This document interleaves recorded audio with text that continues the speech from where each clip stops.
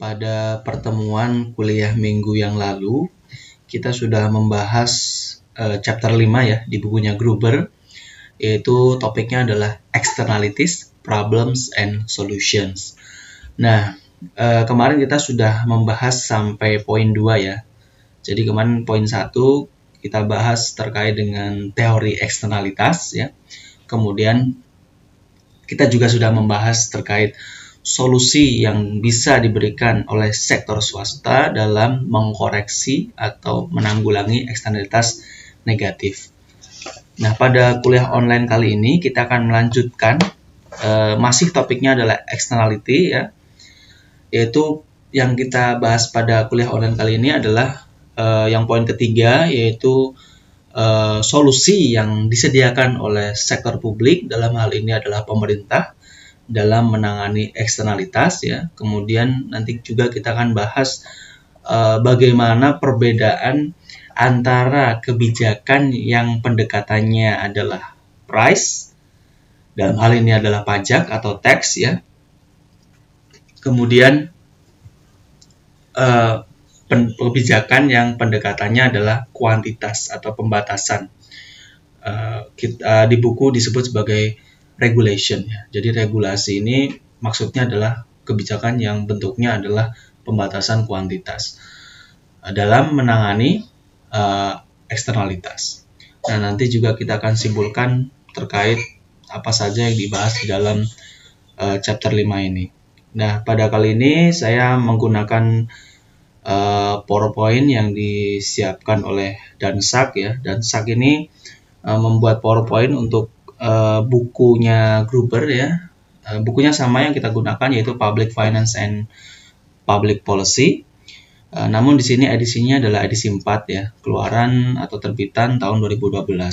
Sedangkan buku yang kita gunakan adalah tahun 2015 atau edisi yang kelima. Kurang lebih isinya sama, hanya saja yang edisi kelima kasus-kasusnya, aplikasi-aplikasinya atau contoh-contoh empirisnya diupdate lagi oleh Profesor Gruber.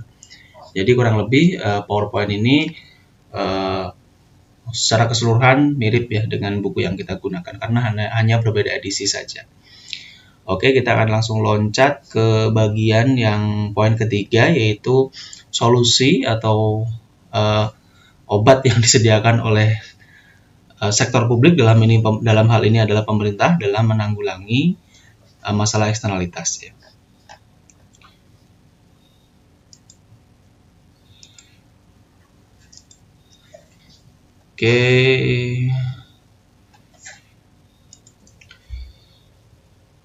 Oke, kemarin pada saat poin 2 yang kita bahas itu adalah terkait solusi yang disediakan yang ada di sektor swasta dalam menanggulangi eksternalitas ya. Solusi yang kita bahas kemarin yaitu solusi namanya Quasian solution. Nah, atau disebut sebagai teorema Quase ya di sini ya. Nah, teorema Quase ini ada dua teorema ya. Quase teorema 1 yaitu bunyinya adalah ketika ada property right yang jelas ya, dan bargaining itu costless ya,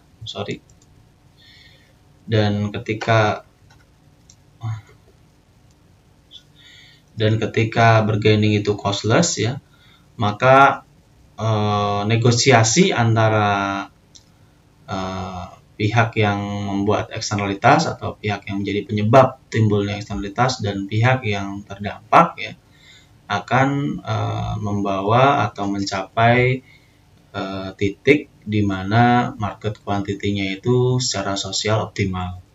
Nah, itu adalah Quase teorema 1 ya. Yang penting ada dua hal ini, yaitu property right yang jelas dan bargaining itu costless. Bargaining ini artinya adalah proses negosiasi ya, proses tawar-menawar itu antara pihak si terdampak dan si pembuat atau penyebab munculnya eksternalitas itu costless ya, artinya ya tidak perlu pengacara ya, artinya proses itu tidak memerlukan biaya ya.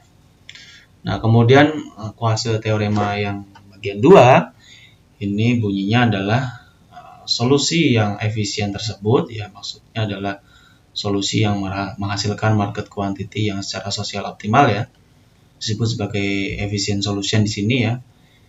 Ini tidak tergantung pihak mana yang memiliki property right ya. Jadi misalnya pihak penyebab maupun pihak terdampak tidak peduli mana yang punya property right ya, misalnya pihak penyebab yang punya property right atau pihak yang terdampak yang punya property right, itu tidak peduli siapa yang punya property right, asalkan ada salah satu yang memiliki property right, ini maka akan selalu bisa mencapai titik yang efisien ya. Seperti itu klase teorema yang kedua. Nah, kalau kita gambarkan secara grafik ya, ingat yang kemarin kita bahas di kelas, yaitu ini adalah grafik private marginal cost ya. Ini adalah private marginal cost bagi si pabrik atau si penyebab ya. Kemarin contohnya adalah pabrik baja atau steel plant, maka ini adalah marginal cost miliknya steel plants. Nah, kemudian ini adalah kurva demand ya. Ini kurvanya adalah contohnya misalnya adalah kurva dari pasar of steel ya, pasar dari baja ya. Jadi ada penawaran S dan permintaan atau D. Nah, penawaran ini bisa kita definisikan juga sebagai private marginal cost ya. Private di sini adalah si pabrik tadi, si pabrik baja. Kemudian demand-nya di sini adalah private marginal benefit ya, pihak konsumen dari pembeli baja ya. Ini kebetulan adalah karena dari sisi konsumsi ini tidak menimbulkan eksternalitas, maka private marginal benefit itu sama dengan social marginal benefit ya. Nah, di sini karena timbul eksternalitas, yang ada adalah private marginal cost ini tidak sama dengan social marginal cost ya. Jadi social marginal cost itu adalah biaya private ya, biaya private pihak pabrik ditambah dengan biaya pihak lain ya. Pihak lain itu pihak yang terdampak, dalam hal ini adalah kasusnya adalah nelayan. Nah, ini tidak sama karena apa? Karena pihak nelayan di sini setting kasusnya adalah pihak nelayan ini menjadi pihak yang dirugikan atas adanya si pabrik baja ini, karena pabrik baja ini setiap memproduksi satu baja dia menghasilkan byproduct ya atau limbah, yaitu limbahnya adalah lumpur ya. Setiap satu baja yang dia produksi menghasilkan satu lumpur, di mana satu lumpur tersebut dibuang ke sungai dan karena pihak nelayan itu mencari ikan di sungai, maka pihak nelayan dirugikan. Nah, kemarin setting kasusnya adalah untuk setiap satu sludge ya, satu sludge yang dibuang ke sungai itu nelayan rugi sebesar $100. Nah, ini bisa kita katakan sebagai marginal damage ya. Jadi cost ya atau biaya ya atau kerusakan yang disebabkan dari setiap produksi kenaikan atau dari setiap tambahan satu unit produksi atau satu unit barang yang diproduksi oleh pabrik baja tersebut ya, kita sebut sebagai marginal damage. Nah, marginal damage-nya kebetulan 100 ya, maka kurvanya adalah kurva PMC ditambah 100 ya, maka kurvanya akan social marginal cost-nya akan lebih tinggi daripada private marginal cost. Nah, kalau Coefficient solution kan gampangnya ya sudah bayar saja pihak pabrik sebesar $100 kepada nelayan ya untuk setiap satu steel yang dia produksi atau untuk setiap satu lumpur yang dia buang ke sungai. Maka masalahnya akan selesai. Nah, solusinya semudah itu. Nah, tapi kalau kita telah lebih dalam ya, Coefficient solution ini memiliki banyak masalah ya. Nah, problem-problem diantaranya adalah yang pertama adalah the assignment problem ya. Jadi apakah si nelayan ini mau membayar ke pihak pabrik ketika pihak pabrik tidak membuang polusinya ke sungai ya. Ini diibaratkan kalau pihak steel plant ini sebagai pemegang property right ya. Atau bisa juga dibalik, apakah steel plant ini atau pabrik baja ini mau membayar pihak nelayan ini ketika mereka atau steel plant ini membuang limbahnya ke sungai. Dalam hal ini adalah diibaratkan yang memegang property right adalah si nelayan ya.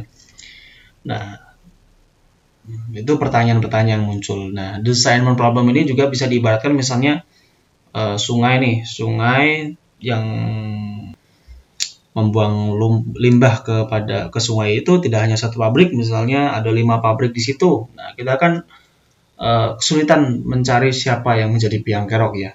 Apakah untuk setiap kerugian yang diderita nelayan masing-masing dari 5 pabrik ini menanggung berapa persen nih? Nah, itu menjadi masalah ya, assignment problem. Atau di sepanjang sungai ini ada banyak nelayan nih.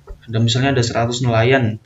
Nah, dari 100 nelayan itu kan kita apakah misalnya pabrik mau mengkompensasi ke nelayan kan membagikannya repot ya.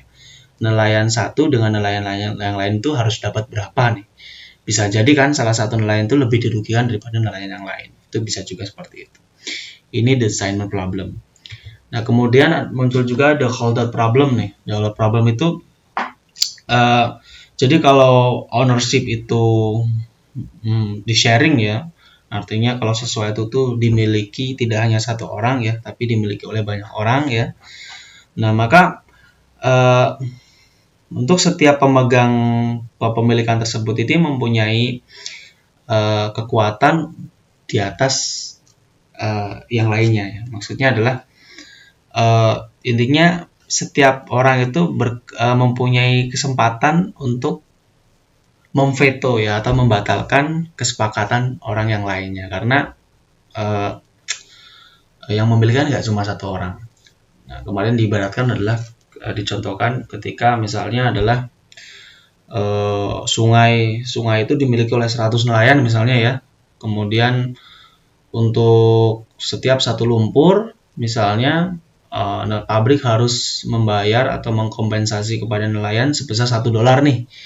Nah, kebetulan ada $1 per nelayan ya. Kebetulan ada 100 nelayan, maka kan pabrik harus mengkompensasi untuk setiap satu lumpur, maka pabrik harus memberikan $100 ya kepada 100 nelayan. Nah, misalnya nih 100 nelayan itu datang ke pabrik nih, ngantri. Nah, kemudian sudah ada 99 nelayan yang sudah dibayar oleh pabrik ya. Misalnya pabrik hanya membuang satu lumpur misalnya saja, kan sudah ada $99 yang dibayarkan oleh pabrik nih ya. Kemudian Anda menjadi nelayan yang terakhir nih misalnya. Nah, pabrik kan harusnya membayar $1 kepada Anda ya. Nah, tapi karena Anda menjadi orang terakhir dan Anda mempunyai kekuatan untuk memveto ya, maka kalau jadi Anda kan ngapain terima $1 ya? Saya kan punya hak veto. Kalau saya tidak menerima $1 tersebut, maka pabrik batal nih untuk membuang limbahnya. Ya, maka Anda akan punya alasan, saya nggak mau $1 dong. Saya karena bargaining power nelayan tersebut kan menjadi naik ya. Ya ngapain terima $1? Kenapa nggak $2, $3, $4 atau $5 ya? Karena saya punya kekuatan untuk memveto keputusan tersebut ya. Nah, ini disebut sebagai the holdout problem. Nah, kemudian ada juga yang disebut sebagai free rider problem ya, sebagaimana yang kita bahas di kelas kemarin.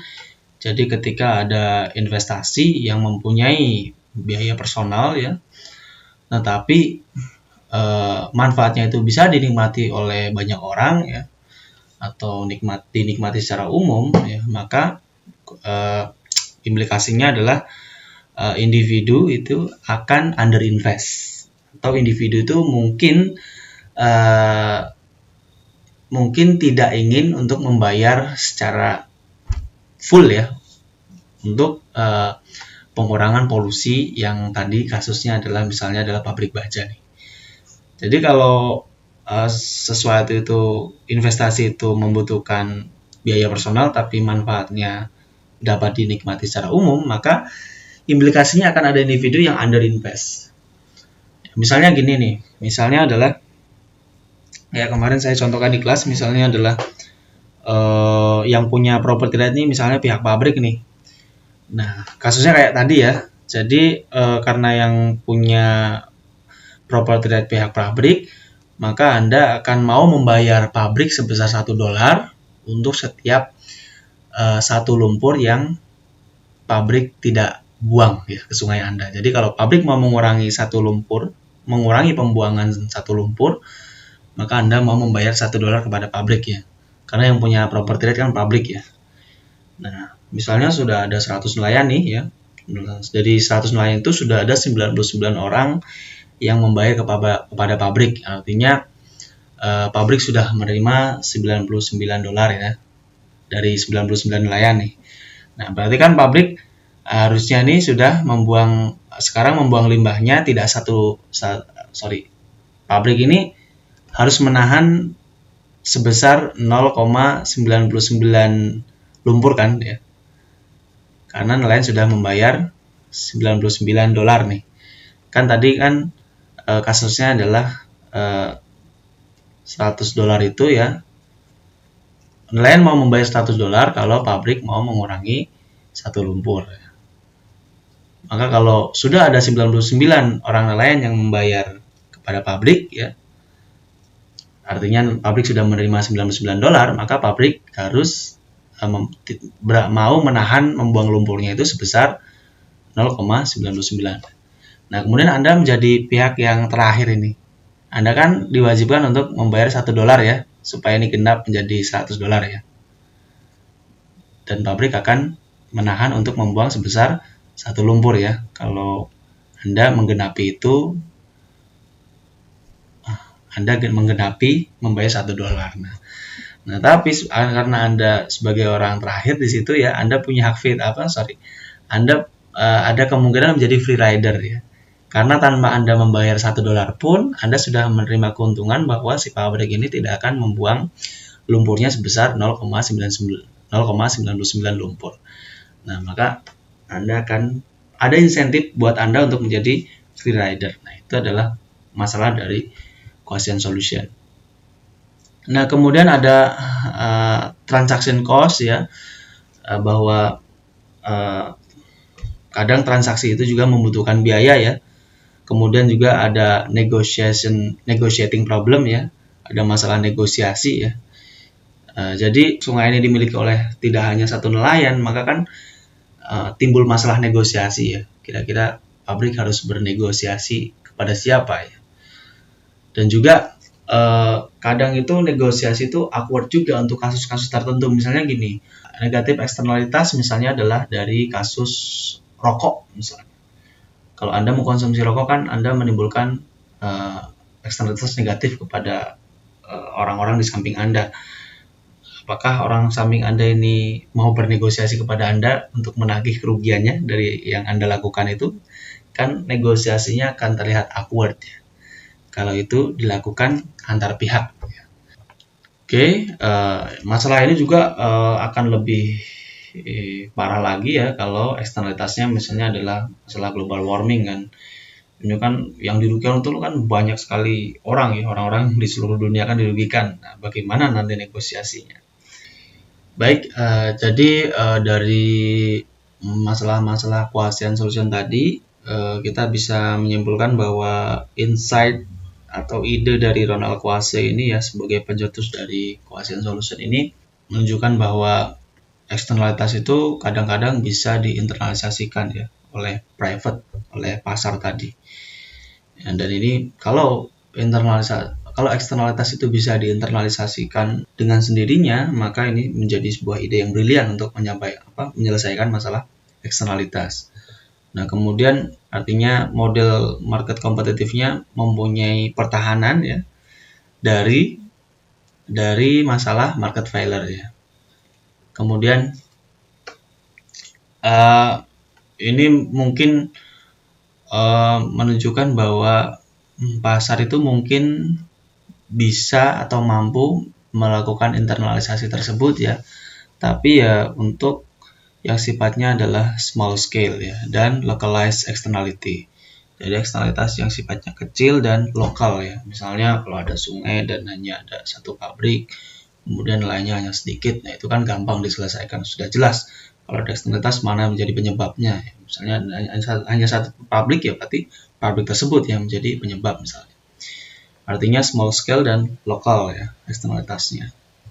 Nah tapi sebagaimana yang kita jelaskan tadi, masalah-masalah cohesion solution ini mungkin saja ini tidak terwujud ya kalau eksternalitasnya itu adalah large scale dan global ya. Misalnya yang large scale itu misalnya ya kayak global warming misalnya, atau hujan asam misalnya, ya itu eksternalitas yang global dan sulit ya untuk diselesaikan oleh cohesion solution. Nah sekarang kita akan membahas poin ketiga, yaitu solusi yang disediakan atau yang bisa dilakukan oleh sektor publik ya dalam menangani eksternalitas. Jadi sektor publik di sini ya maksudnya adalah pemerintah ya sebagai regulator. Jadi karena terdapat masalah-masalah di cohesion solution, maka ada justifikasi terhadap intervensi pemerintah. Jadi pemerintah ini ya sebagai policy maker ini punya 3 jenis remedies ya, atau 3 jenis instrumen lah kita sebutnya untuk menyelesaikan masalah eksternalitas. Misalnya dalam kasus ini adalah yang sifatnya adalah negatif eksternalitas ya. Yang pertama adalah pajak korektif ya, atau corrective taxation ya. Kemudian yang kedua adalah subsidi ya. Kemudian yang ketiga adalah regulation ya, dalam hal ini adalah pembatasan ya, pembatasan kuantiti. Nah, yang pertama adalah corrective taxation dan subsidi.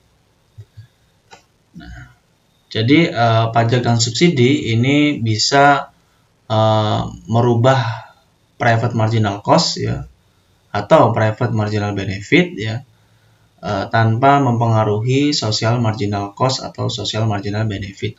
Kemudian ini juga bisa digunakan untuk menginternalisasikan eksternalitas ya, karena misalnya marginal damage 100 dikasih pajak 100 aja ya, atau marginal benefitnya 100 dikasih subsidi 100 saja, itu kan otomatis bisa terinternalisasi eksternalitasnya dengan adanya pajak atau subsidi. Nah, kemudian pajak yang mengkoreksi eksternalitas ini ya disebut sebagai Pigovian taxation ya, karena solusi ini itu pertama dikemukakan oleh A.C. Pigot ya. Nah, ini adalah contoh corrective taxation ya, atau Pigovian taxation ya. Misalnya tadi kasusnya adalah pasar baja ya. Jadi ada supply dan demand dari produk baja ya. Di sini terjadi eksternalitas di dalam produksi ya, dan eksternalitasnya adalah negatif. Kayak yang tadi yang kemarin kita bahas di kelas ya, misalnya adalah pabrik baja memproduksi, untuk setiap produksi satu bajanya itu menghasilkan satu buah limbah ya, satu lumpur ya. Jadi untuk produksi satu steel menghasilkan satu lumpur limbah. Satu lumpur limbah itu dibuang ke dalam sungai ya, menghasilkan kerusakan atau kerugian bagi orang-orang yang cari uang di sungai, misalnya adalah nelayan ya, yang kita sebut sebagai marginal damage ya. Nah, artinya private marginal cost ini lebih rendah daripada social marginal cost ya, karena social marginal cost ini adalah private marginal cost ditambah dengan marginal damage yang ditimbulkan ya, jadinya adalah social marginal cost. Nah, kalau pemerintah ini menariki pajak kepada perusahaan itu sebesar marginal damage ya, maka sekarang si private marginal cost ini akan setara dengan social marginal cost ya, karena sudah ditambah dengan pajak sekarang. Nah, itu adalah corrective taxation ya. Jadi pajaknya harus sama dengan marginal damage ya. Maka yang tadinya equilibriumnya adalah di titik A ya, yaitu ketika private marginal cost ini ketemu dengan private marginal benefit yang sama dengan social marginal benefit ya, karena mampu dinaikkan marginal cost-nya bergeser ke sini ya, maka sekarang equilibrium-nya adalah di titik B. Nah, itu ini naik karena apa? Naik ke sini karena apa? Karena pemerintah menerapkan pajak sebesar marginal damage. Itu adalah corrective taxation atau Pigovian tax ya. Kemudian yang kasus subsidi bagaimana? Nah, misalnya kasus subsidi di sini adalah misalnya adalah kasus industri pengeboran ya. Kayak yang pertemuan kemarin saya sampaikan contohnya untuk kasus positive externality ya. Jadi corrective subsidi itu digunakan ya, subsidi itu digunakan untuk kasus yang eksternalitas tapi bentuknya positif ya. Misalnya adalah ketika perusahaan pengeboran yang pertama ini mau mencari titik atau spot sumur yang kira-kira bisa menghasilkan minyak nih. Nah, kalau perusahaan yang pertama kan kalau mencari titik sumur yang tepat kan dia memerlukan biaya ya, yaitu biaya riset, terus trial dan error, mungkin sudah ngebor di satu titik, terus nggak dapat minyak, terus dia nyoba titik yang lain untuk supaya dapat minyak. Nah, ketika dia sudah menemukan titik yang pas ya, nah terus perusahaan yang lain kan melihat ya, wah di titik itu ada minyaknya nih, ikutan ngebor di situ aja. Nah, biaya yang dikeluarkan oleh perusahaan pertama kan lebih tinggi daripada biaya yang dikeluarkan oleh perusahaan yang setelahnya ya, karena perusahaan setelahnya kan nggak usah mengeluarkan biaya trial dan error ya, biaya riset untuk menemukan titik yang tepat. Nah, itu kan artinya cost dari perusahaan pertama itu lebih tinggi daripada cost perusahaan yang kedua ya. Nah, artinya perusahaan pertama mengeluarkan biaya lebih tinggi ya daripada perusahaan setelahnya. Nah, perusahaan setelahnya itu ya bisa kalau kita jumlahkan ya, maka dia kan menerima benefit ya, artinya tidak menerima cost ya, menerima benefit dari apa yang sudah dilakukan oleh perusahaan pertama ya, makanya social marginal cost di sini letaknya lebih rendah daripada private marginal cost ya. Social marginal cost di sini adalah private marginal cost dari perusahaan pertama ya, ditambah dengan marginal benefit yang diterima oleh perusahaan-perusahaan setelahnya ya. Nah, maka social marginal cost-nya akan lebih rendah. Nah, pemerintah bisa mengatasi externalitas positif ini dengan memberikan subsidi kepada perusahaan yang pertama ya. Perusahaan pertama dikasih subsidi sebesar marginal benefit yang diterima oleh perusahaan-perusahaan setelahnya ya.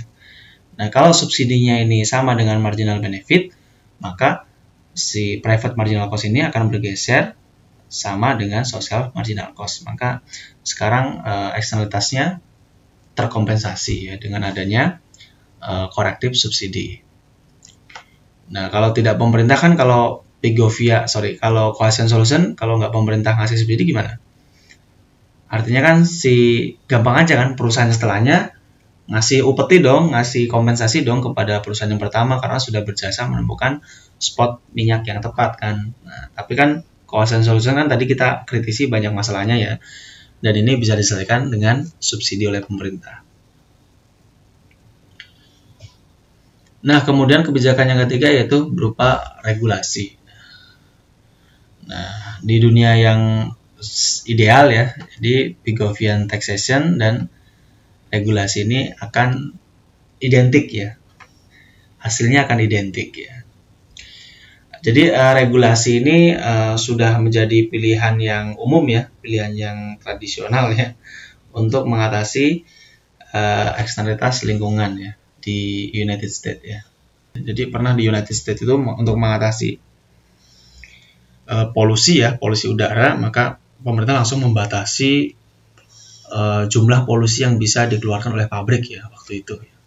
Jadi memang biasanya menggunakan regulasi berupa pembatasan kuantiti dari ya, kalau eksternalitas lingkungan mungkin polusi ya. Nah, dalam prakteknya terdapat beberapa komplikasi ya yang membuat pajak ini akan lebih efektif daripada si regulasi ini. Jadi biasanya dalam prakteknya tuh pajak itu lebih efektif untuk mengatasi eksternalitas daripada regulasi yang bentuknya adalah pembatasan kuantitas ya. Nanti akan kita jelaskan bagaimana pajak itu lebih unggul daripada pembatasan kuantitas ya. Membahas ini maka kita bisa gunakan pasar dari pollution reduction ya. Nah, di sini untuk kita memahami terkait perbedaan antara kebijakan yang pendekatannya menggunakan price base ya atau tax base ya, artinya kebijakan itu menggunakan pendekatan pajak, dan kebijakan yang pendekatannya adalah pendekatan pembatasan kuantitas ya atau quantity approach dalam menangani eksternalitas. Ini bisa kita lihat perbedaannya menggunakan basic model. Nah, basic modelnya diterangkan oleh Prof. Gruber ya. Basic modelnya menggunakan kurva seperti ini ya. Kurvanya agak sedikit rumit, tapi kalau kita memahaminya, ini akan memudahkan kita, membantu kita dalam memahami perbedaan kebijakan yang basisnya pajak dan kebijakan yang basisnya kuantitas ya. Di sini perbedaannya apa yang dimaksud ya? Perbedaannya adalah dalam hal implikasinya ya. Nah, di sini ada dua sumbu ya. Jadi kalau kita ingin memahami kurva, selalu awali dengan kita lihat dulu sumbunya. Ada sumbu Y ya dan sumbu X. Nah, sumbu Y di sini adalah pollution reduction. Jadi ini pasarnya bukan pasar barang ya, kayak yang sebelumnya kita bahas yaitu pasar pasar baja ya. Di sini pasarnya adalah pasar pengurangan polusi ya atau market of pollution reduction ya. Nah, jadi kalau supply-nya ya supply-nya apa yang dimaksud supply di sini? Supply-nya adalah supply dari pollution reduction. Demand-nya apa? Ya, kalau kita lihat demand di sini ya, demand dari apa? Demand dari pollution reduction ya. Kayak gitu. Jadi clue-nya adalah pollution reduction ya. Kalau sumbu Y-nya adalah pollution reduction, dalam hal ini adalah cost ya, biaya dari pengurangan polusi ya, satuannya adalah dolar ya, atau kebalikannya yaitu adalah kalau ada pengurangan polusi kan ini sebagai benefit buat society ya. Nah, ini adalah sumbu Y-nya ya, yaitu adalah biaya dari pengurangan polusi. Nah, sumbu X-nya kita lihat adalah aksi pengurangan solusi ya. Jadi kalau 0 ini artinya di titik ini perusahaan sama sekali tidak melakukan apapun untuk mengurangi solusi ya. Kalau dia semakin ke kanan, semakin ke sini, maka perusahaan semakin melakukan upaya atau semakin melakukan pengurangan polusi. Semakin ke sana, maka pengurangan polusinya yang dilakukan oleh perusahaan semakin besar ya. Nah, kita lihat ya sumbu X-nya di sini ya. Kalau di titik 0 ini tidak ada pengurangan sama sekali, artinya reduction-nya itu 0 ya. Kalau dari segi polusinya ya full ya, karena tidak dikurangi sama sekali oleh perusahaan. Nah, di ujung kanan ini adalah ketika reduction-nya adalah sudah maksimal ya.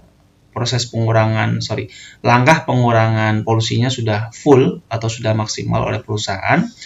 Nah, maka polusinya adalah apa? Polusinya tentu adalah 0 di sini. Nah, itu adalah sumbu X dan sumbu Y. Nah, sekarang kita lihat ada ada kurva supply ya. Supply di sini apa ya? Ini adalah penawaran dari pollution reduction, artinya produksi pollution reduction. Produksi pengurangan polusi ya. Memang agak sedikit pusing ya, tapi kalian selalu ingat ini adalah market of pollution reduction. Ya, kalau saya tulis ini adalah market of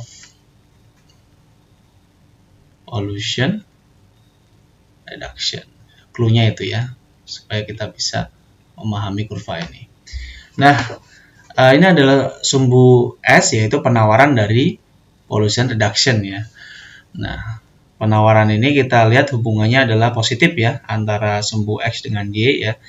Karena semakin penawarannya semakin naik ya, jadi penawaran atau produksi dari pollution reduction itu akan semakin tinggi ketika apa? Ketika aksi pengurangannya itu semakin tinggi, maka maka cost-nya juga akan semakin tinggi. Kenapa ini kurva supply-nya adalah positif? Karena biaya untuk pengurangan polusi itu semakin meningkat ya, berhubungan positif ya. Jadi kalau polusi yang dikurangi mau semakin banyak, maka biayanya juga semakin tinggi. Itu kenapa dia kurvanya berhubungan positif seperti ini ya.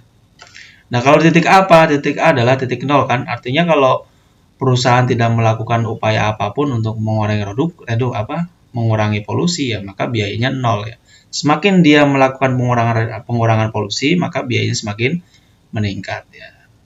Digambarkan oleh kurva ini. Nah, kurva ini adalah sebagai private marginal cost ya. Nah, karena proses produksi ya, karena produksi dari pollution reduction ini tidak menimbulkan eksternalitas, maka private marginal cost ini sama dengan social marginal cost. Ingat, ini adalah market of pollution reduction. Nah, kemudian di sini kita melihat ada namanya adalah kurva demand ya. Kurva demand ini sama dengan private marginal benefit ya. Nah, kalau kita lihat private marginal benefit atau manfaat marginal dari perusahaan ya, perusahaan yang melakukan pollution reduction ini ya, permintaannya kan, demand-nya kan ini flat ya. Kalau digambarkan dari kurva ini kan flat ya. Flat itu setara dengan nol ya. Ya memang kan nggak ada benefitnya sama sekali buat perusahaan ya. Kalau perusahaan mau mengurangi polusi kan, perusahaan nggak menerima benefit apapun ya secara private ya. Secara perusahaan kan nggak menerima benefit apapun. Itu kenapa dia flat dan sama dengan nol. Nah, kemudian di sini kita lihat ada marginal damage ya. Marginal damage ini adalah sama aja dengan benefit marginal yang diterima oleh sosial ya, oleh society ya, atau sama dengan social marginal benefit ya. Nah, marginal damage-nya di sini kasusnya adalah misalnya adalah $100 ya. Marginal damage-nya. Nah, ini kenapa lurus? Ya, ini untuk lebih simpel saja ya. Ini kurvanya lurus seperti ini, artinya ini tidak terpengaruh dengan langkah pengurangan polusi yang dilakukan oleh perusahaan. Nah, pada dunia nyata kan sebenarnya dia bisa downward ya. Downward itu bisa berhubungan negatif karena kan semakin perusahaan mengurangi polusinya, damage kerusakan yang dialami ya, kerusakan lingkungannya kan semakin rendah ya, harusnya dia negatif. Tapi untuk kasus ini agar lebih mudah kita anggap dia kurvanya adalah konstan. Nah, kalau market dibiarkan saja ya, kalau itu timbul eksternalitas kan perusahaan akan memilih apa?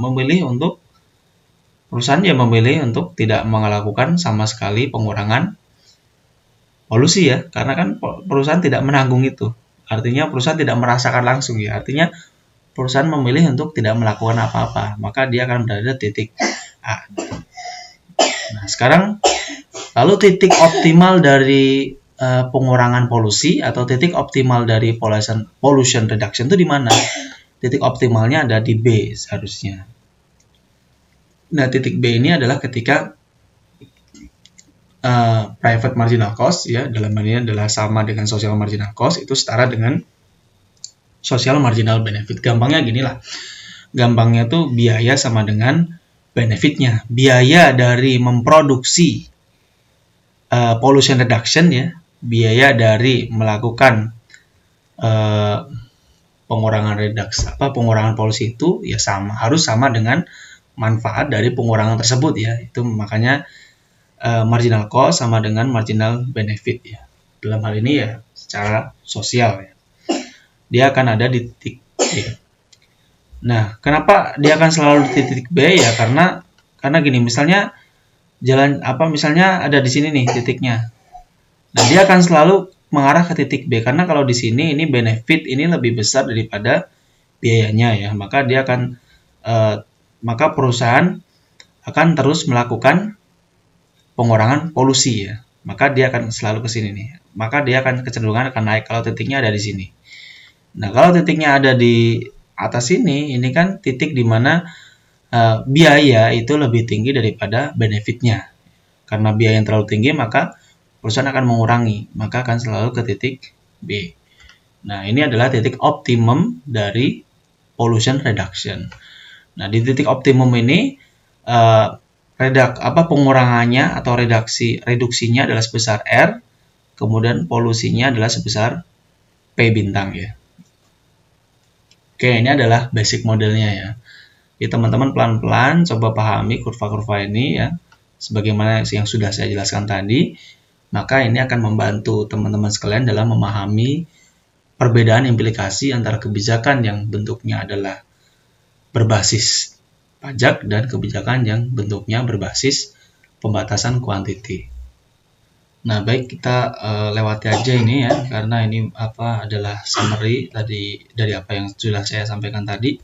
Oke, kita lanjut aja ke kurva langsung biar kita punya intuisi sebenarnya apa sih perbedaan antara implikasi ya, perbedaan implikasi antara kebijakan yang basisnya adalah berbentuk pajak dan kebijakan yang basisnya adalah berbentuk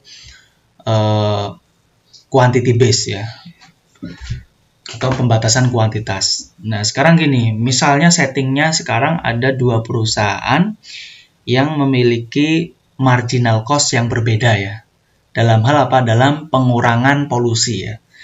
Ingat ini masih sama settingnya, yaitu merupakan market of, jadi ini adalah market of pollution reduction ya.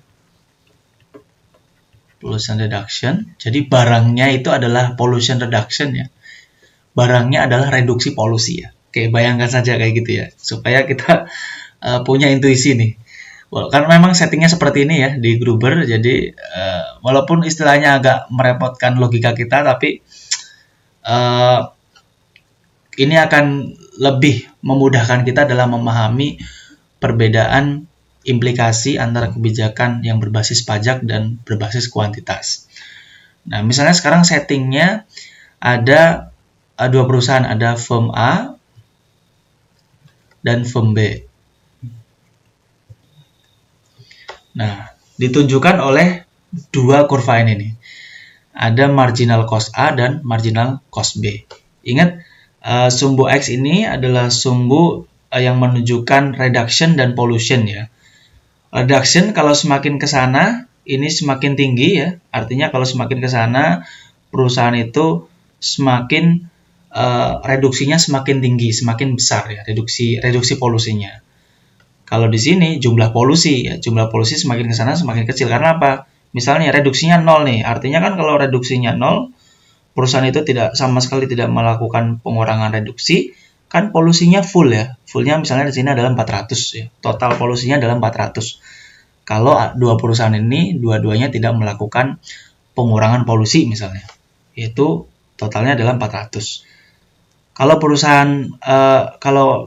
dua perusahaan itu misalnya nih, perusahaan satu yaitu perusahaan B ngurangi 50, perusahaan J ngurangi 150, kan totalnya 200 ya. Maka polusinya sisa 200 ya. Semakin ke sini, semakin pengurangannya semakin tinggi, maka polusinya semakin rendah. Nah, itu adalah setting untuk sumbu X ya. Mengingatkan yang basic model tadi.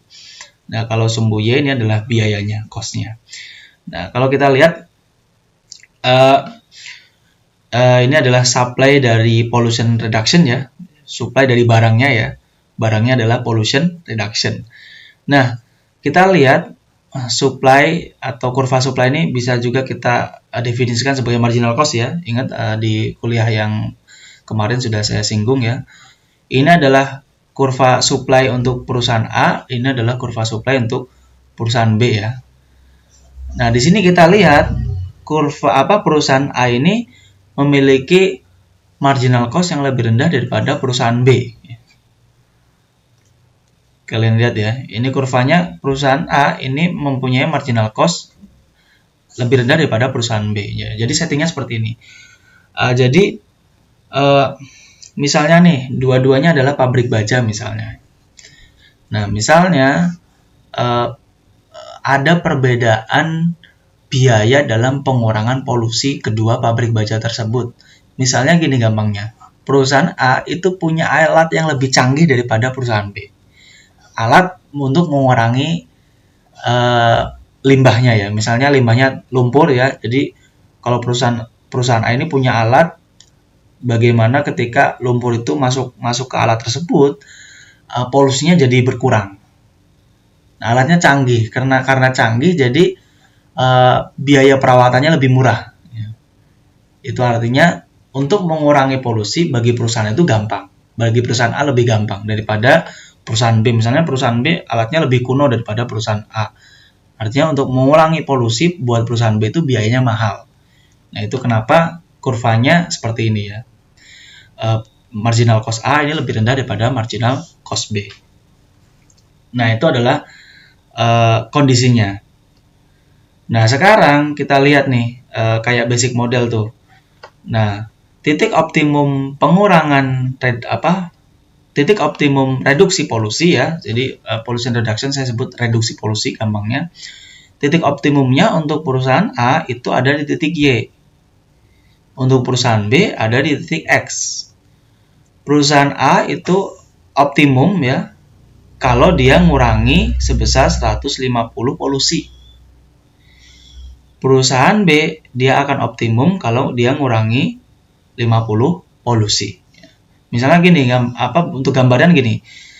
Karena kalau kedua perusahaan ini tidak mengurangi polusi sama sekali, kan total polusinya 400 ya. Nah, kita anggap saja masing-masing perusahaan ini total polusinya adalah perusahaan A akan membuat polusi totalnya 200, perusahaan B akan membuat polusi totalnya adalah 200. Nah, berdasarkan market dari reduksi polusi, perusahaan A akan optimum kalau dia hanya ngurangi 150. Karena dia ngurangi 150 berarti polusinya dia akan berkontribusi polusinya sebesar 50 kan, karena sudah terkurangi 150. Kalau perusahaan B, dia hanya optimum kalau ngurangi polusinya tidak sebesar A ya, karena buat perusahaan B itu mahal untuk mengurangi polusi. Jadi perusahaan B itu hanya mampu mengurangi polusi optimumnya adalah 50. Berarti perusahaan B karena dikurangi 50 berarti dia akan membuang polusi sebesar 150. Oke. Kenapa perusahaan A akan optimum di titik Y dan perusahaan B akan optimum di titik X? Nah, jadi gini,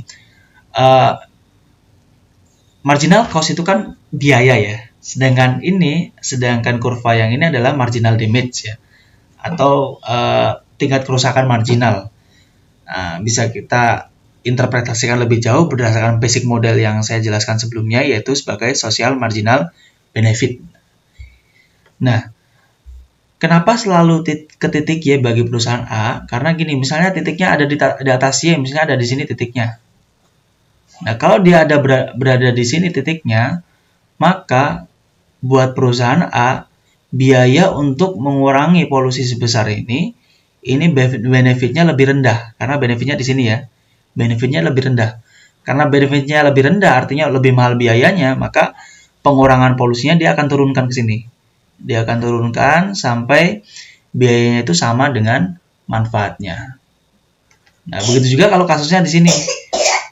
Misalnya kalau di sini, sekarang biayanya lebih rendah daripada manfaatnya. Nah, karena manfaatnya lebih tinggi, maka dia akan mengurangi polusi lebih banyak nih. Sampai ke sini, masih lebih tinggi lagi. Dia akan terus mengurangi polusi nih, karena masih tinggian manfaat daripada biayanya nih. Nah, dia akan selalu ke titik Y. Begitu juga untuk X ya, jadi sama. Kalau dia ada di luar titik ini, maka akan selalu mendekati titik X. Kenapa ya sama? Karena kalau di sini biaya lebih tinggi daripada manfaatnya, maka dia akan mengurangi reduksi polusinya ke titik X. Kalau di sini biayanya lebih rendah daripada manfaatnya, maka ada insentif untuk menambah pengurangan tersebut, menambah reduksi polusi tersebut, ditambah sampai manfaatnya sama dengan biayanya. Nah, sekarang ada titik namanya adalah marginal cost total ya. T ini total ya maksudnya. Jadi kalau marginal cost A ditambah dengan marginal cost B, maka akan menghasilkan marginal cost total. Misalnya gini nih. Nah, ini kan di sini ya. Kenapa titiknya di sini? Karena gini, untuk mengurangi nol polusi ya, Bagi perusahaan B, biayanya adalah 0 untuk mengurangi 0 polusi. Nah, bagi perusahaan A, biayanya adalah sebesar 0 untuk mengurangi 50 polusi. Nah, maka totalnya kan di sini. Totalnya adalah di sini ya. 0 tambah 50, totalnya 50. Nah, terus ditarik menjadilah marginal cost total. Jadi, marginal cost perusahaan A ditambah perusahaan B. Ini perusahaan A ditambah dengan perusahaan B. Nah, karena di titik optimumnya perusahaan A mengurangi 150, perusahaan B mengurangi polusi sebesar mereduksi polusi sebesar 50, maka total reduksinya adalah, gampang aja biar tahu total reduksinya ya, marginal cost total bersilang dengan marginal benefitnya ya. Di dalam ini social marginal benefit. Nah, di sini maka totalnya adalah 200 ya. Gampangnya 50 tambah 150 kan tambah dengan 200. Jadi total pengurangannya adalah sebesar 200. Kalau total pengurangannya sebesar 200, maka polusinya adalah sebesar 200 sekarang. Yang terbuang 200. Karena apa?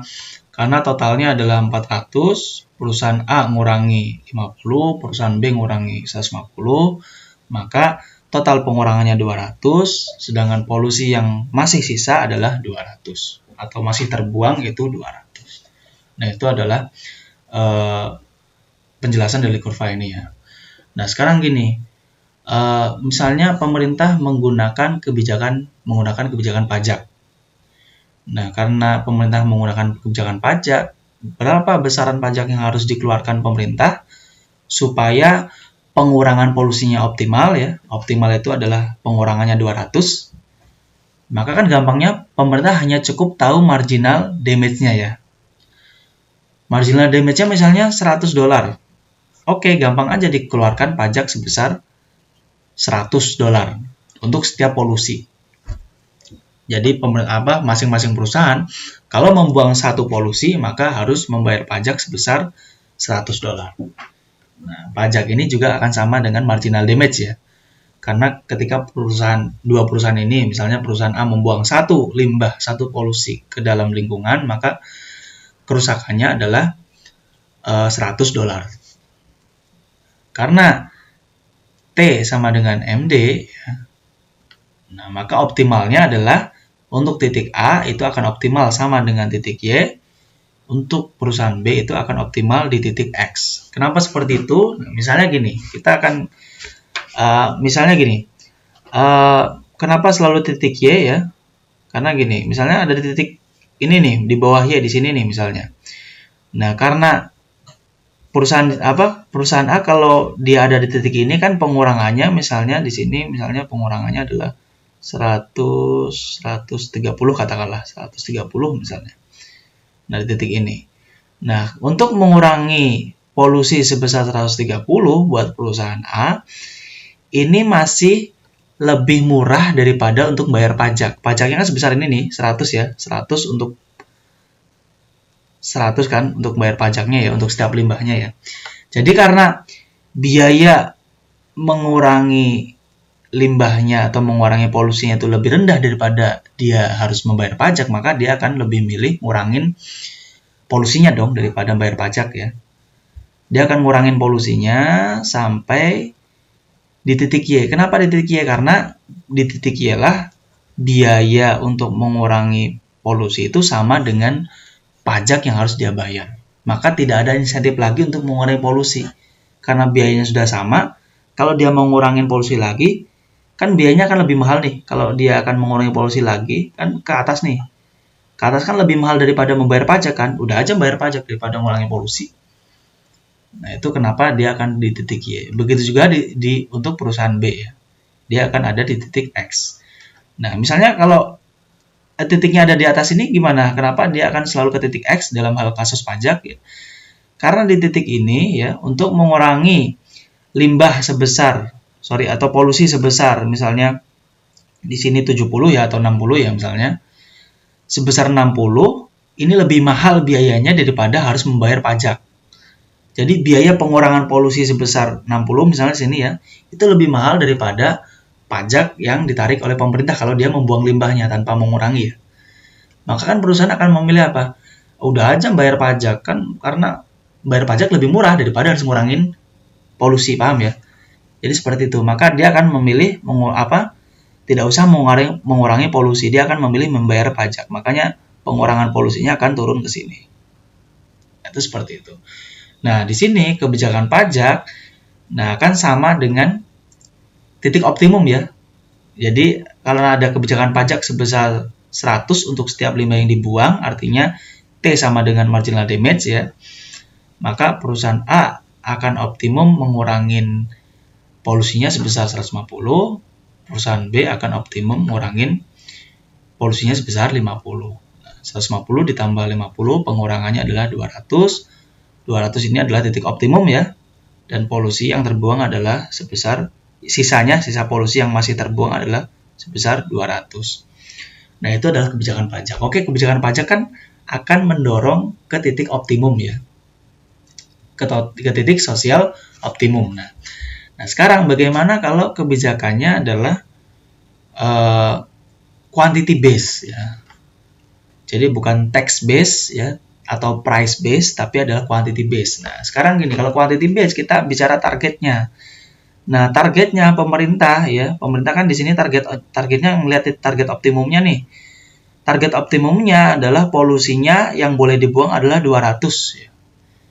Karena yang boleh dibuang adalah 200, maka dua perusahaan itu harus mengurangi polusi sebesar 200 kan, karena total polusinya 400 ya. Berarti dua perusahaan tersebut diwajibkan mengurangi polusi sebesar 200. Karena kedua perusahaan diwajibkan mengurangi polusi 200, maka kalau sebagai government atau sebagai pemerintah, gampangnya kan dibagi dua ya. Jadi perusahaan A disuruh untuk ngurangin polusinya sebesar 100, perusahaan B disuruh ngurangin polusinya sebesar 100 kan. Karena masing-masing sama-sama ngurangin 100, totalnya kan nanti akan 200 ya. Karena kenapa kok dibagi rata? Karena kan memang dalam praktiknya seperti itu, gampangnya ya. Karena pemerintah target optimumnya 200, biasanya pemerintah gampangnya sudah aja dibagi dua. Perusahaan A disuruh ngurangin 100, perusahaan B disuruh ngurangin 100. Nah, karena dua perusahaan disuruh ngurangin 100, nah kita bisa titik 100 kan di sini ya. Nah, kalau perusahaan A disuruh ngurangin 100, maka ada di titik ini nih. Nah, buat perusahaan A itu gampang buat ngurangin 100 karena biayanya ini masih lebih rendah daripada manfaatnya atau benefitnya ya. Buat perusahaan A ini lebih mudah. Sedangkan perusahaan B kalau disuruh ngurangin polusinya sebesar 100, buat perusahaan B itu sangat sulit karena marginal cost-nya tinggi banget. Yaitu sebesar ini. Sebenarnya kan tinggi banget nih daripada dari perusahaan A yang rendah banget ya. Nah, perusahaan B itu merugikan buat perusahaan B karena biayanya lebih tinggi buat perusahaan B daripada perusahaan A. Nah, jadi kalau pemerintah menggunakan quantity base dengan menembak target 200 dan langsung membaginya ke dua perusahaan, yaitu perusahaan A dikasih tugas untuk mengurangi 100, perusahaan B dikasih tugas untuk mengurangi 100, maka kebijakan tersebut tidak optimum ya. Karena merugikan buat perusahaan B dan menguntungkan buat perusahaan A. Nah, ini kan tidak efisien ya. Masing-masing belum maksimal kan ya. Buat perusahaan A ini tidak maksimal, buat perusahaan B ini terlalu merugikan ya, atau berlebihan biayanya buat perusahaan B. Nah, berarti kalau dari kasus ini kita bisa melihat bahwa kebijakan yang sifatnya itu quantity based ya, atau sifatnya pembatasan kuantitas, itu kalah efisien daripada kebijakan yang sifatnya berbentuk pajak. Untuk kasus ketika ada lebih dari satu perusahaan dan masing-masing perusahaan tersebut memiliki tingkat marginal cost yang berbeda. Nah, sekarang untuk kasus ini bagaimana caranya quantity based approach itu bisa menyamai kebijakan yang sifatnya adalah pajak ya. Kalau kasusnya tadi kan quantity based itu kalah dengan kebijakan pajak ya. Nah, sekarang gimana caranya supaya kebijakan quantity based itu bisa menyamai efisiennya seperti pajak? Nah, ada yang disebut sebagai tradable permit ya. Saya tulis di sini.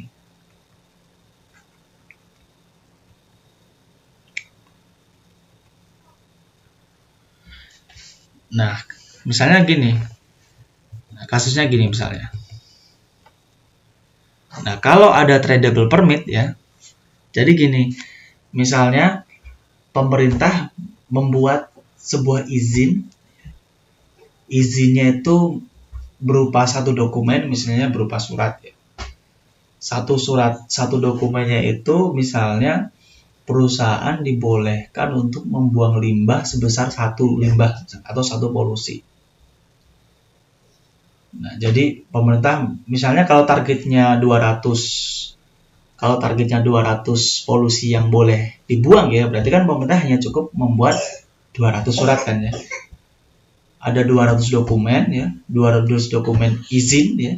Izinnya isinya adalah kalau perusahaan memegang izin tersebut, maka perusahaan boleh membuang satu polusi ya, kalau dia hanya pegang satu izin. Nah, kalau situasinya kayak gitu ya, dan surat tersebut bisa diperjualbelikan ya, diperjualbelikan, maka efisiensinya akan sama dengan kebijakan pajak tadi. Nah, ini adalah tradable permit ya, kebijakan yang sifatnya adalah tradable permit. Regulasinya berupa quantity regulation, tapi berbentuk tradable permit. Nah, maka kalau bentuk kebijakannya seperti ini ya, maka itu akan menyamai dengan kebijakan pajak. Nah, kita kembali ya. Nah, misalnya sekarang tradable permit nih. Nah, pemerintah kan tahu ya titik optimumnya adalah kalau limbah yang terbuang hanya 200. Maka gampang saja nerbitin 200 surat ya, 200 izin ya. 200 dokumen, 200 izin, kayak yang kalau perusahaan pegang satu izin itu boleh membuat polusi atau membuang polusi sebesar 1. Nah, dari 200 izin ini gampang aja dikasih ke A 100, dikasih ke B 100 kan? Kan sifat pemerintah kayak gitu ya. Kalau quantity regulation biasanya dibagi 2, ya, dibagi rata. Nah, karena perusahaan A hanya boleh membuang karena perusahaan A hanya boleh membuang limbah sebesar 100, maka perusahaan A harus ngurangi berapa? Kan perusahaan A totalnya kan 200 ya limbahnya ya kayak tadi. Karena hanya boleh membuang 100, maka perusahaan A harus ngurangin limbahnya sebesar reduksinya harus sebesar reduksinya harus sebesar 100 kan ya. Karena totalnya 200 ya. Bagi perusahaan B juga sama, reduksinya adalah sebesar 100. Nah, kalian lihat buat perusahaan A itu kan gampang ya untuk mereduksi 100 ya. Kalau 100 kan buat perusahaan A kan masih mungkin titiknya ada di sini kan, ya tadi ya. Karena hanya disuruh ngurangin 100, buat perusahaan A gampang kan. Nah, buat perusahaan B karena harus ngurangin 100 juga, buat perusahaan B kan terlalu berat ya. Karena dia marginal cost-nya terlalu tinggi buat perusahaan B. Nah, yang terjadi apa? Nah, karena izin-izin ini A pegang 100, B 100, dan izin ini boleh diperjualbelikan. Nah, karena jika A memegang 100 izin itu, perusahaan A hanya harus mengurangi polusi 100, buat perusahaan A kan gampang. Buat perusahaan B karena hanya memegang izin sebesar 100, maka untuk mengurangi 100 buat perusahaan B itu sangat sulit ya, karena marginal cost-nya sangat tinggi buat perusahaan B ada di sini. Nah, apa yang akan terjadi? Karena izin ini boleh diperjualbelikan, maka perusahaan B akan membeli izin punyanya perusahaan A. Nah, misalnya nih, perusahaan B beli satu izin punyanya A. Berarti sekarang perusahaan B punya 101 izin ya. Karena punya 101 izin, perusahaan B hanya perlu mereduksi sebesar 99 polusi. Nah, sekarang perusahaan A karena 100 ini sudah dibeli satu izinnya, sekarang izin yang dipegang oleh perusahaan A sebesar 99 kan. Karena izinnya hanya 99, perusahaan A sekarang harus melakukan reduksi lebih banyak, yaitu 101 reduksi. Nah, kenapa perusahaan A mau menjual ke perusahaan B? Ya, karena buat perusahaan A itu gampang aja. Untuk mengurangi 100 kan gampang. Murah ya, sangat murah. Makanya dia punya keuntungan untuk menjual ke B. Nah, sampai dia jual-jual terus ke B karena B tetap butuh, gimana pun B tetap butuh karena biayanya sangat tinggi untuk mengurangi 100. Beli terus punyanya A, maka kalau dia beli sebanyak mungkin dan sampai ke titik X, maka tidak ada untungnya lagi buat B untuk membeli lagi punyanya A. Karena sekarang ada di titik optimal. Begitu juga perusahaan A, kalau dia jual terus, maka kan dia harus mereduksi lebih banyak ya. Karena reduksinya lebih banyak, dia akan berhenti di titik Y. Di titik Y, si perusahaan A tidak mau menjual tradable permit-nya lagi ke perusahaan B karena sekarang biayanya akan jauh lebih mahal buat perusahaan A. Nah, begitu ya. Jadi kalau tradable permit, jadi kalau quantity regulation dengan tradable permit, di mana regulasinya itu berupa izin dan bisa diperjualbelikan, maka hasilnya akan sama dengan kebijakan pajak ya. Tapi kalau quantity regulation tapi tidak berupa tradable permit, maka jatuhnya adalah inefisien.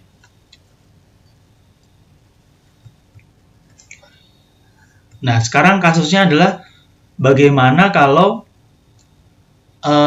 ada uncertainty ya. Bagaimana kalau kasusnya adalah ada ketidakpastian di dalam cost reduction. Oke, saya akan langsung ke kurva aja ya. Nah, misalnya ada dua kasus nih. Misalnya marginal cost-nya itu nggak jelas ya. Ini maksudnya adalah bagaimana kalau cost dari reduction-nya itu nggak jelas. Nah, mana yang lebih bagus? Apakah quantity regulation atau tax regulation ya? Nah, kita akan bandingkan. Nah, misalnya nih, oke saya ulang ya. Misalnya settingnya sama kayak tadi ya. Sumbu Y adalah biaya untuk reduksi polusi. Sumbu X-nya adalah ada dua makna ya, reduksi dan polusi ya. Oke, kayak tadi. Oke, sekarang ada kurva penawarannya yaitu MC1 ya. Dan ada kurva marginal damage-nya. Nah, sekarang bedanya marginal damage-nya di sini agak lebih realistis ya. Di mana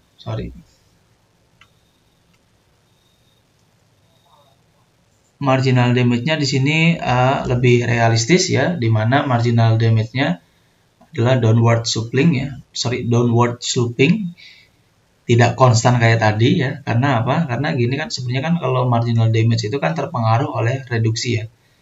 Kalau perusahaan melakukan reduksi polusi kan artinya kerusakan marginal lingkungan juga kan semakin rendah ya. Itu kenapa dia negatif ya. Kurvanya negatif tapi negatifnya relatif flat ya. Ini negatif tapi flat. Nah, kasusnya adalah untuk kasus global warming. Nah, kenapa kalau kasusnya global warming menyebabkan kurva marginal damage-nya itu flat tapi relatif negatif ya. Negatif tapi relatif flat ya. Jadi gini, karena kalau kasusnya global warming itu kan jadi untuk reduksi polusi ya tidak terlalu menyebabkan manfaat yang tinggi ya. Tidak terlalu menyebabkan pengurangan kerusakannya itu tidak signifikan. Karena apa? Kan masing-masing negara kan mempunyai, misalnya ada power plant, negara A punya power plant, terus masing-masing negara juga ada pembakaran bahan bakar fosil ya, kayak kendaraan. Masing-masing negara kan punya itu ya, masing-masing berkontribusi untuk masalah global warming. Nah, kalau ada terjadi pengurangan, negara A ngurangi, negara B ngurangi ya, itu kan karena global warming itu adalah akumulasi total ya, akumulasi total dari polusi yang di seluruh dunia ini ya, kalau akumulasi polusi seluruh dunia. Nah, jadi kalau ada reduksi itu tidak terlalu signifikan ya, manfaatnya itu tidak terlalu signifikan. Itu kenapa bentuknya marginal damage-nya itu adalah dia negatif tapi relatif tegak ya. Jadi untuk reduksi, kalau ada langkah reduksi itu cost-nya itu ya, kalau cost ini kan kebalikannya benefit ya. Kalau benefitnya itu, benefit yang didapatnya itu tidak terlalu tinggi. Begitu juga kalau reduksi semakin tinggi, kenaikan benefitnya itu tidak terlalu dirasakan. Itu kenapa dia bentuknya flat ya. Nah, misalnya pemerintah menebak kalau marginal cost perusahaan adalah adanya di MC1. Nah, sebenarnya kenyataannya adalah, kenyataannya marginal cost perusahaan itu adanya di MC2. Ini kan uncertain ya. Pemerintah melihatnya MC1, tapi padahal perusahaan itu menanggung di MC2. Artinya perusahaan itu sebenarnya lebih tinggi. Pemerintah itu menduganya MC1. Nah, ini terkait uncertainty di marginal cost ya, dalam reduction pollution reduction. Nah, kalau dia yang ditebak adalah MC1, kan titik optimumnya di C nih, ketika biaya bersilangan dengan manfaatnya ya, ketika biaya sama dengan manfaatnya kan di titik C nih. Nah, titik C akan menghasilkan R1 dan P1 ya. Yang dimandatkan pemerintah kan pengurangannya harus sebesar S1 nih. Polusi yang diizinkan adalah sebesar P1 nih. Nah, padahal misalnya perusahaan itu nggak di MC1 tapi MC2, di mana MC2 itu adalah titik A. Titik A itu adalah biayanya lebih tinggi daripada manfaatnya. Maka titik yang optimum itu bukan A lagi, tapi di titik B, di mana reduksinya adalah seharusnya lebih rendah dan polusi yang terbuang itu lebih banyak. Nah, ini adalah akan menghasilkan dead weight loss sebesar titik A, B, C ini. Nah, ini adalah kalau kebijakannya pembatasan. Misalnya pemerintah memberikan mandat bahwa polusi hanya boleh sebesar P1 karena pemerintah melihat MC1 nih. Kan pemerintah menduga optimumnya akan P1 kan. Nah, polusi hanya boleh dibuang sebesar P1 dan reduksinya maka perusahaan harus mereduksi sebesar R1. Nah, karena dia memandatkan ini ya, mewajibkan ini ke perusahaan, sedangkan perusahaan marginal cost-nya sebenarnya bukan MC1 tapi MC2, maka yang optimum buat perusahaan sebenarnya adalah titik B, yaitu P-nya adalah sebesar P2, R-nya sebesar R2, di mana reduksinya lebih rendah dan polusi yang terbuang harusnya lebih tinggi. Nah, maka kalau kebijakan seperti itu akan menghasilkan dead weight loss sebesar kurva ABC. Kenapa dead weight loss? Karena sepanjang dead weight loss ini adalah cost itu lebih tinggi daripada manfaatnya ya. Nah, sekarang ya, bagaimana kalau kebijakannya berupa pajak? Nah, karena kebijakannya berupa pajak, karena pemerintah menduga perusahaannya, ingat ya, pemerintah kan taunya perusahaannya tuh MC1 ya. Karena pemerintah taunya MC1 dan dia optimum dengan marginal damage ya, sama dengan titik C, ya sudah saja pajaki sebesar titik C ini, titik marginal damage. Maka dia akan memajaki ya sebesar C2 ini ya. C2 ini adalah pajak ya. Karena dipajaki sebesar ini ya, dia akan optimum di sini nih kalau beneran MC1, tapi kan ternyata apa? Ternyata perusahaan sebenarnya adalah MC2. Nah, MC2 ini perusahaan harus menghadapi DWL di titik D, B, E. Kenapa DWL di sini? Karena apa? Karena optimumnya akan ada di titik E nih. Karena dikenain pajak sebesar C2 ini ya. Karena dia menebak MD-nya kan di sini nih, marginal damage-nya ketika titik C ya, maka pemerintah akan mengenakan pajak sebesar C nih, karena pajaknya konstan kan, ceritanya nggak ada pajak progresif di sini ya, pajaknya adalah konstan, maka titik C nih. Kalau ini kan pajaknya progresif nih, kalau bentuknya nggak konstan maka pajaknya progresif ya. Tapi kan dalam kenyataannya pajak itu selalu mayoritas konstan ya, makanya pajak itu di sini lurus seperti ini, konstan. Nah, dipajaki sebesar C nih. Nah, padahal perusahaan itu menghadapi Padahal perusahaan itu MC-nya bukan MC1 tapi MC2. Nah, MC2 ketemu pajak maka akan optimum di titik E. Nah, titik E ini yang terjadi adalah apa? Perusahaan akan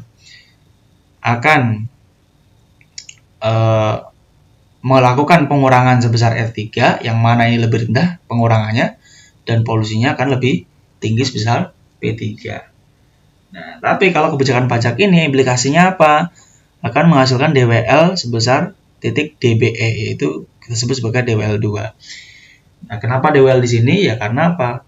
Perusahaan nih harus mengurangi kan sebesar ini, mengurangi polusi sebesar ini ya, sebesar R3 ya. Nah, biayanya adalah sebesar ini, manfaatnya adalah sebesar D. Karena ini artinya biaya lebih rendah daripada manfaatnya. Padahal harusnya adalah biaya itu sama dengan manfaatnya. Maka sepanjang manfaat itu lebih tinggi daripada biayanya, maka ini adalah DWL. Nah, kita lihat kalau kasusnya ini, maka kalau kasusnya global warming ya, maka apa? Maka DWL-nya itu akan lebih tinggi kalau pemerintah menggunakan kebijakan yang sifatnya quantity regulation. Kalau menggunakan quantity regulation dengan menembak tingkat targetnya ya, target polusi yang optimal ya, tapi MC-nya yang dibaca pemerintah salah, akan menyebabkan DWL yang lebih tinggi. Itu kita lihat luasnya lebih tinggi daripada luas yang DWL yang kedua ya, kalau kebijakannya salah tapi menggunakan pajak. Kalau tebakan MC-nya salah tapi yang digunakan adalah pajak, DWL-nya akan lebih rendah ya. Jadi gini, saya ulang ya, kalau tebakan pemerintah terhadap MC perusahaan itu salah dan menggunakan instrumen berupa quantity regulation, maka akan menyebabkan DWL yang lebih tinggi daripada ketika menggunakan kebijakan pajak. Nah, risikonya kalau kebijakan pajak, risikonya yang terjadi apa? Risikonya yang terjadi, oke, DWL-nya lebih rendah ya, karena luasnya lebih rendah daripada luas yang ini nih. Tapi apa? Tapi polusi yang ada di lingkungan ini akan lebih banyak daripada yang di sini. Kalau di sini kan polusinya lebih sedikit ya daripada yang di sini ya. Nah, pengurangannya kalau di sini lebih banyak daripada pengurangan yang di sini. Itu implikasinya kalau kasusnya global warming ya. Nah, beda kalau kasusnya nuclear leakage ya. Nuclear leakage itu adalah kebocoran reaktor nuklir misalnya. Nah, kalau ada kebocoran reaktor nuklir, maka marginal damage-nya tidak seperti kasus yang tadi. Kalau kasus yang global warming kan marginal damage-nya relatif flat ya.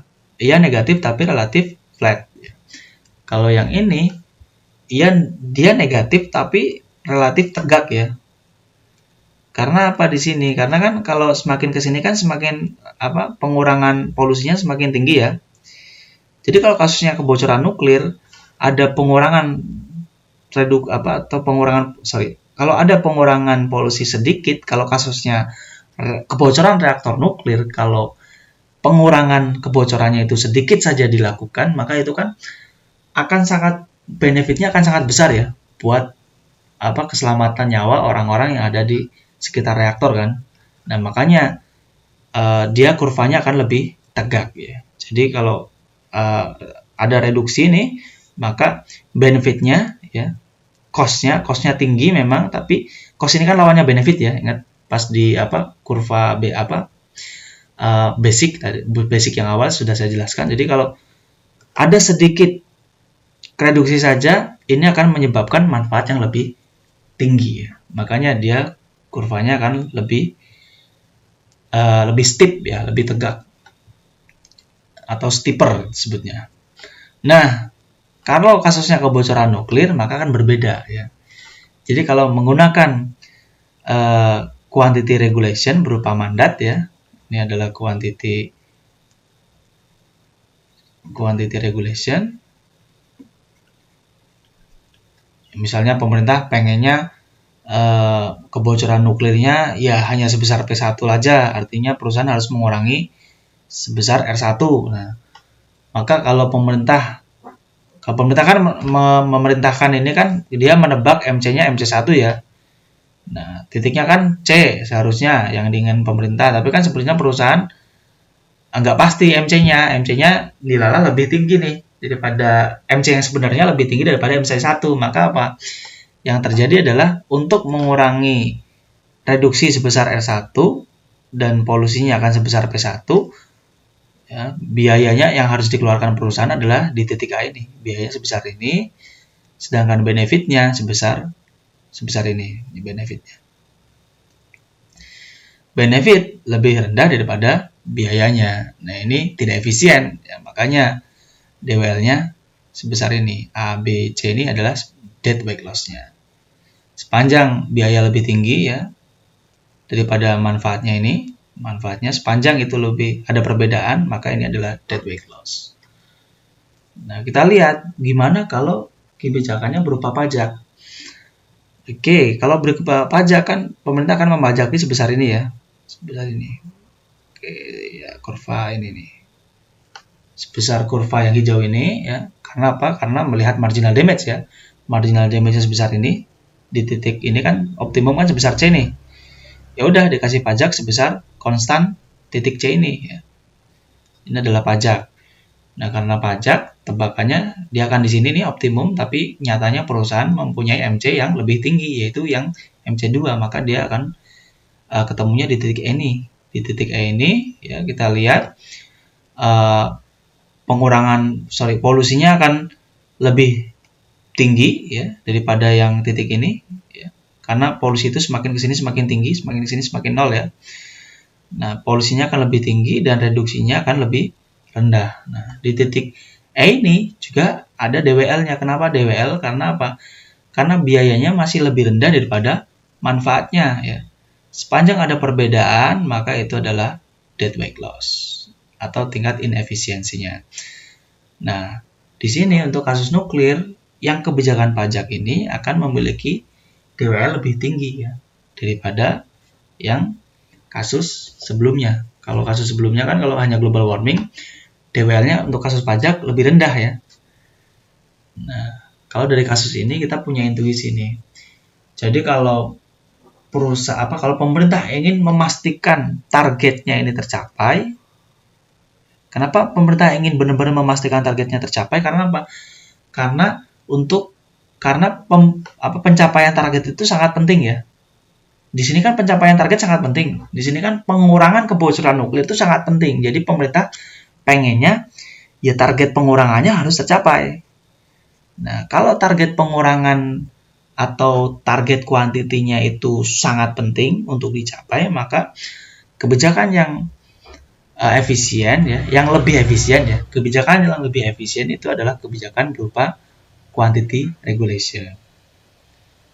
Nah, dengan quantity regulation ini dijamin pemerintah akan mencapai titik target yang dia sasar ya. Nah, dia tidak mempedulikan biaya yang dihadapi oleh perusahaan sebesar apa, dia nggak perhitungkan itu, karena yang lebih penting sekarang bukan biaya yang akan ditanggung oleh perusahaan, tapi adalah tingkat polusi yang diinginkan oleh pemerintah. Itu kalau kasusnya nuclear leakage ya, karena kebocoran nuklir itu ada pengurangan polusi itu sangatlah penting ya. Oke. Tapi kalau untuk kasus global warming ya, kalau kasus global warming ini justru sebaliknya. Karena kalau kasus global warming pencapaian target itu tidak terlalu penting ya. Yang lebih penting adalah melindungi biaya yang ditanggung oleh perusahaan.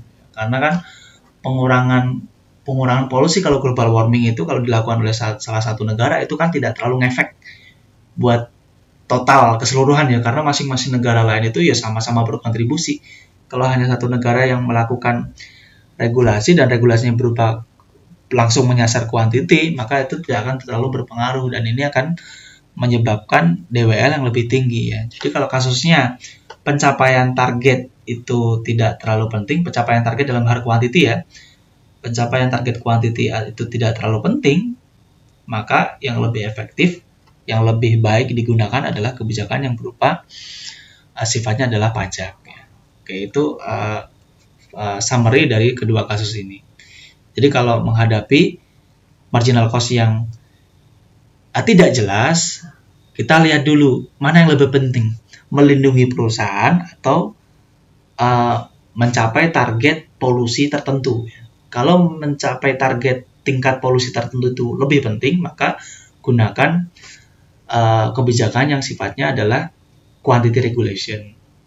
Tapi kalau untuk mencapai target polusi tertentu itu tidak terlalu penting, yang terpenting adalah melindungi perusahaan, maka kalau kita menghadapi uncertainty dalam marginal cost ya, marginal cost perusahaan ya, di sini adalah cost of reduction ya. Kalau kita menghadapi uncertainty di situ, artinya tidak jelas marginal cost perusahaannya berapa dan pencapaian target kuantiti dari polusi itu tidak terlalu penting, maka kita lebih baik gunakan kebijakan yang berbentuk pajak. Oke, itu dua hal kebijakan mana yang harus kita lakukan tergantung seberapa penting ya pencapaian target tingkat polusi yang diinginkan. Kalau yang nuklir kan ini pencapaian target polusi yang diinginkan itu sangat penting ya, sangat penting karena nuklir kan sangat berbahaya. Berarti kita lebih baik menggunakan kebijakan sifatnya quantity regulation. Kita bisa simpulkan dari chapter 5 ini bahwa eksternalitas itu muncul ya ketika ada salah satu aksi, ada suatu tindakan dari suatu pihak yang berpengaruh kepada pihak lain ya, di mana pihak yang menjadi penyebab itu tidak mengkompensasi ya kalau dia kasusnya negatif externality ya, atau tidak menerima kompensasi kalau kasusnya positif externality ya dari aksi yang dia lakukan tersebut ya. Itu eksternalitas. Kuncinya apa? Yang pertama yang kemarin kita bahas, kuncinya adalah ada aksi ya, ada aksi. Aksinya itu ya di sini adalah berupa produksi atau berupa konsumsi ya. Dan dari aksi ini timbul atau berdampak kepada pihak lain ya. Ada dampak ya, dampaknya bisa positif, bisa negatif ya. Dan misalnya kalau dampak positif, intinya kalau aksi produksi atau konsumsi suatu pihak ya, pihak A misalnya berdampak positif kepada pihak B. Nah, pihak B ini tidak mengkompensasi atau tidak membayar ke pihak A, maka ini adalah eksternalitas ya. Bisa juga misalnya gini, kasus sebaliknya bisa juga pihak A melakukan aksi produksi dan konsumsi tapi berdampak negatif kepada pihak B ini, dan pihak B tidak mendapatkan ganti rugi dari pihak A nih. Nah, ini juga eksternalitas ya. Kuncinya ada aksinya berupa produksi dan konsumsi, dampaknya bisa positif bisa negatif, dan yang ketiga kata kuncinya adalah tidak ada kompensasi. Kalau positif maka pihak yang terdampak itu tidak mengkompensasi si pembuat dampak. Kalau negatif, pihak yang terdampak tidak menerima kompensasi dari pihak yang membuat dampak. Kalau ada eksternalitas ya, bisa kita jawab dengan dua solusi ya. Solusi yang pertama adalah price based measure ya, itu berupa kebijakan pajak atau subsidi ya. Pajak subsidi itu anti pajak ya, sama aja kayak pajak, cuma dia sisi negatifnya ya. Ini tax itu ibaratnya tax, kalau subsidi itu negatif tax ya. Kita bisa sebut sebagai negatif tax. Ya kalau Yang kedua adalah quantity based measure ya, yang disebut sebagai regulasi. Kalau disebut regulasi di bukunya Gruber itu artinya ya quantity regulation ya.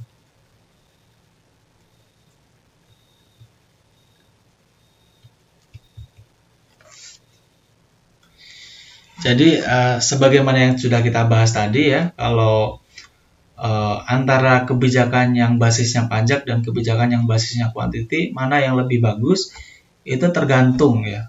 Tergantung apa ya? Misalnya tergantung dari seberapa heterogen perusahaan yang mau diatur.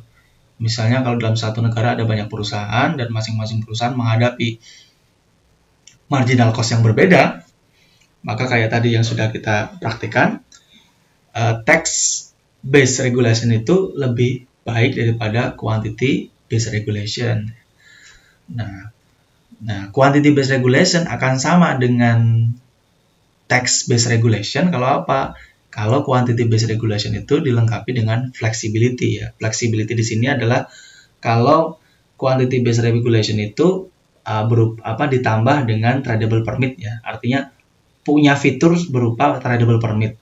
Artinya dia pembatasan kuantitas tapi bentuknya adalah tradable permit ya. Sebagaimana yang sudah saya jelaskan sebelumnya, bahwa kalau dia berbentuk tradable permit ya, maka hasilnya akan sama dengan pajak ya. Efisiensinya akan sama dengan pajak. Nah, lalu bagaimana ketika pemerintah menghadapi marginal cost dari perusahaan yang tidak pasti atau uncertainty marginal cost ya, atau uncertainty reduction pollution ya, cost of reduction pollution misalnya. Nah, ini tergantung tadi yang sudah saya jelaskan, tergantung mana yang paling penting untuk dicapai. Kalau pemerintah lebih penting untuk mencapai tingkat kuantiti tertentu, maka lebih baik gunakan kebijakan yang sifatnya quantity based regulation. Karena dengan quantity based regulation, quantity yang ditarget itu akan cenderung lebih mudah tercapai ya targetnya, tetapi tidak mempedulikan berapa biaya yang dihadapi oleh perusahaan untuk mencapai target tersebut. Karena pemerintah tidak mementingkan berapapun biaya perusahaan yang ditanggung, silakan pikir sama perusahaan, tapi yang terpenting adalah melindungi lingkungan, misalnya seperti itu. Yang kasusnya tadi adalah kebocoran nuklir misalnya, kebocoran reaktor nuklir. Nah, tapi kalau pemerintah untuk mencapai quantity, misalnya kasus eksternalitas ya yang tadi, yaitu quantity polusi tertentu itu tidak terlalu penting, maka pemerintah lebih baik menggunakan tax base atau pajak ya.